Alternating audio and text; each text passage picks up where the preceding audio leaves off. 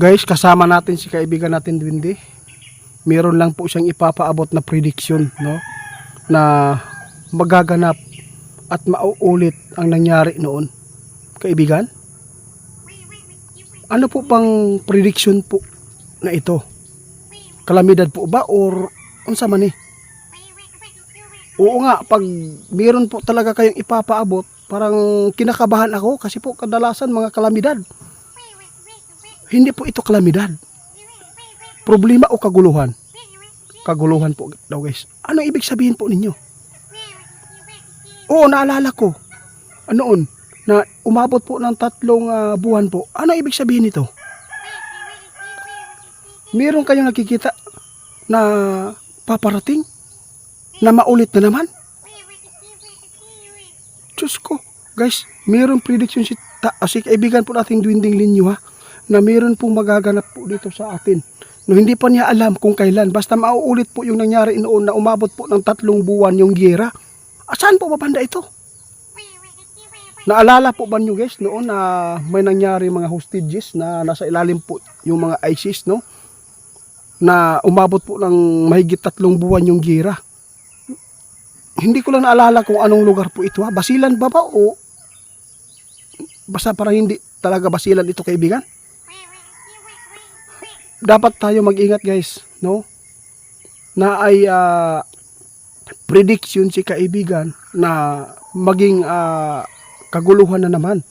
Na kung saan po nakaranas yung Pilipinas ng kaguluhan na umabot po ng ilang buwan yung gira. Dahil po sa pagpasok ng terorista, mga ISIS po dito sa ating bansa.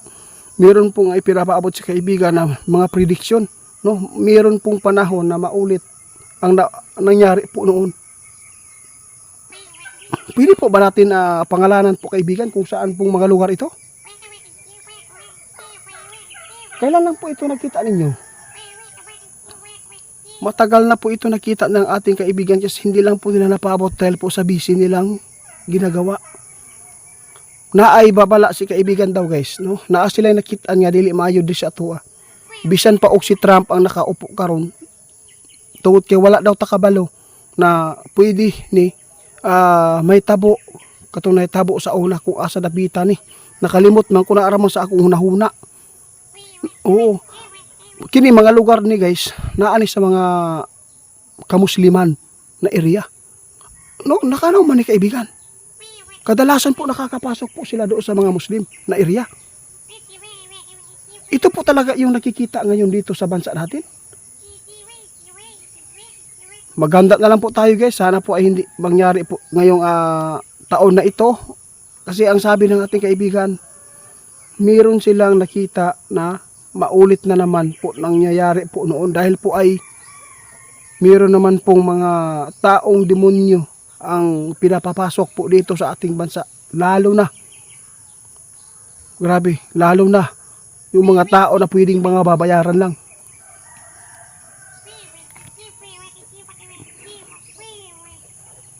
Sana po hindi po ito mangyari dito sa mga city namin kaibigan, sa mga city namin.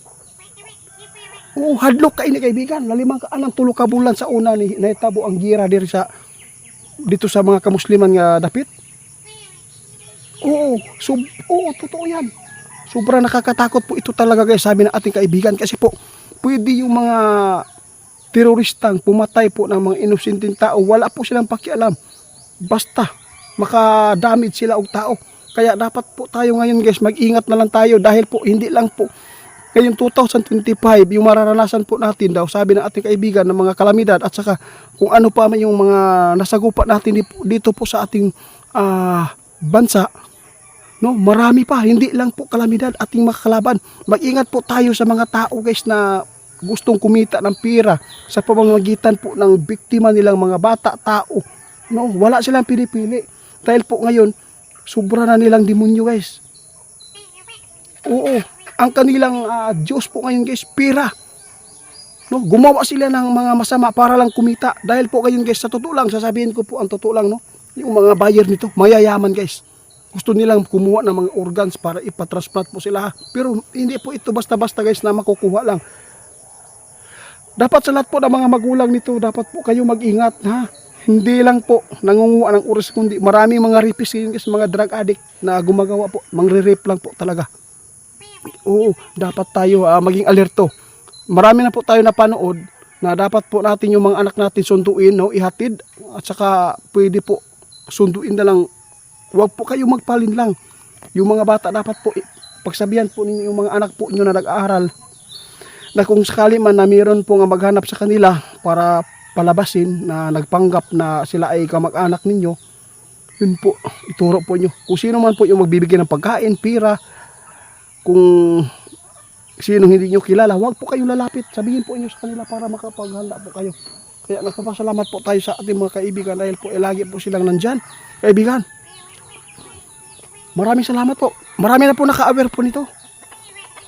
Sana po, yung ipinapaabot po ninyo na kaguluhan na giyera aabot po ng ilang buwan, sana po ay hindi mangyari na ito. Oo. Yun po ang nakikita ninyo guys. Grabe gid ay. Dagan na gid ay guys. Ingon si kaibigan. Dagan na ang ilang nakita na mahitabo diri sa tuwa.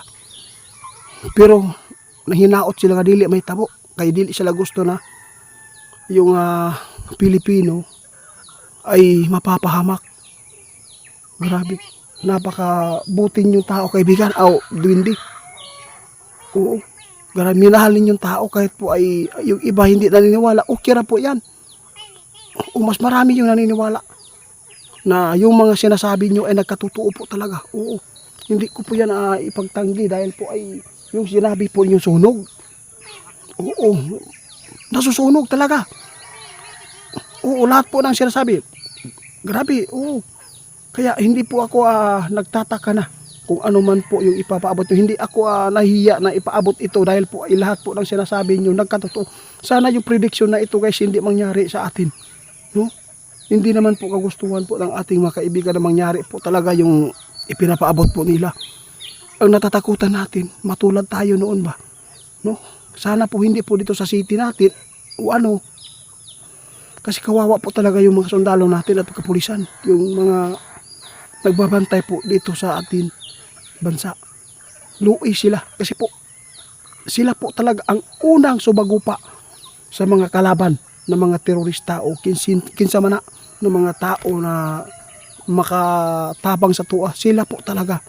Kung mayroon man po mga issue, yung mga tao na